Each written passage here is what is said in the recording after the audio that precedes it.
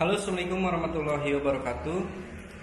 Kemarin kita bahas ya tentang cari lahan, survei lahan. Nah, kali ini ada pertanyaan yang masuk seperti ini. Kang, boleh dong contohnya pola kerja sama lahan itu kayak gimana gitu ya? Terus dari akadnya gitu ya, kemudian bagi hasilnya, kemudian nanti dia lahannya dibayar juga atau fokus ke bagi hasil gitu ya, dan sejenisnya. Nah, pola kerjasama ini banyak dilakukan bukan hanya orang yang nggak punya modal sebetulnya, tapi developer-developer besar seperti Ciputra gitu ya, itu melakukan project yang besar kayak ribuan hektar, itu kayak di Maja juga, itu polanya kerjasama. Nah, ini video kedua tentang developer ya, dimana kita bahas lebih mendalam lagi tentang pola kerjasama. Nah, yang pertama dalam pola kerjasama ya, yang pertama nih, yang pertama itu cari lahannya kan, survei lahannya. Oke, misalnya zonanya cocok untuk kafling atau perumahan, kemudian legalitasnya aman, dicek ke BPN bahwa memang dia pemilik aslinya. Nah, setelah itu kita melakukan akad kerjasama, biasanya notaril, artinya kita mengajak notaris bertemu dengan pemilik lahan untuk melakukan langsung SPH bisa atau langsung balik nama bisa, tapi harus ada bayar pajak.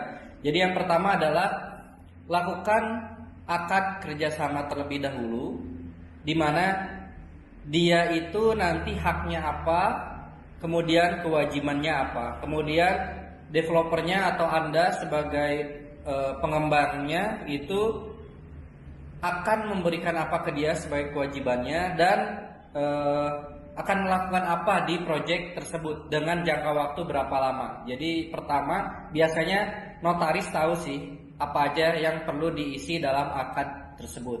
Jadi dicap notaris, di hadapan notaris itu sangat kuat di hukum, di mata hukum. Kemudian selanjutnya adalah gimana caranya surat-surat.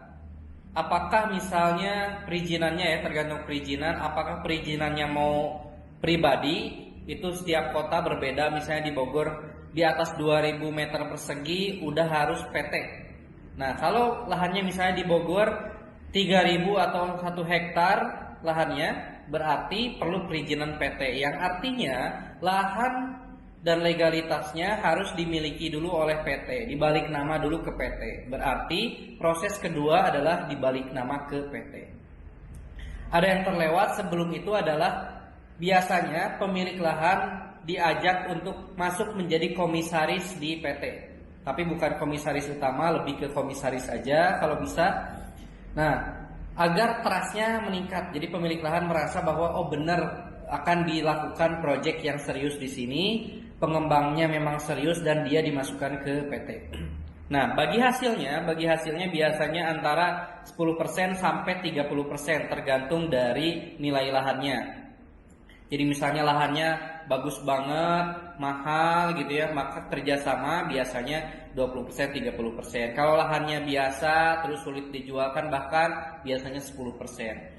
Kalau misalnya dia punya modal selain lahan, misalnya punya uang juga atau link, itu bisa lebih tinggi lagi. Jadi tergantung dengan kesepakatan masing-masing. Rata-rata adalah 10 sampai 30%. Nah, selanjutnya tadi balik nama kalau misalnya perizinannya mau PT, dan nanti selanjutnya adalah bahwa jadi gini, misalnya ada pemilik lahan kan, harganya itu dimasukkan, misalnya harganya 200.000 per meter kali 1 hektar, berarti dia modalnya adalah sekian, yang akan nanti di akhir ataupun sesuai dengan kesepakatan modal lahan itu akan kembali berupa uang plus keuntungan yang tadi disebutkan 20% kah, 30% kah ya. Nah, selanjutnya silahkan urus perizinannya, kemudian lakukan land clearing, lakukan nanti di video selanjutnya adalah FS. Jadi FS itu adalah perencanaan sebelum kita negosiasi sebetulnya, kemudian sebelum kita DP ataupun kerjasama dengan pemilik lahannya, dan juga FS ini adalah penting karena nanti kita itu pengeluarannya berapa, butuh investasi di awal berapa, termasuk sampai proyeknya ditutup dengan sukses. Ditutup dengan sukses itu adalah amanahnya sudah tertunaikan semuanya, lahan istilahnya sudah di SHM ke pemilik masing-masing. Kalau mau IMB berarti naik ke IMB gitu ya.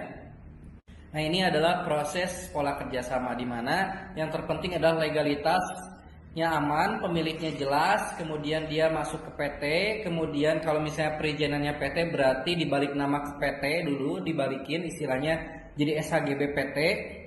Kemudian barulah di situ melakukan perencanaan lain seperti investasi berapa untuk land clearing di awal, kemudian pemasaran di awal, dan seterusnya. Simple banget kalau polanya kerjasama, beda dengan membeli sebetulnya. Karena kerjasama itu berarti kita seolah-olah sudah langsung memiliki lahan tanpa harus membeli.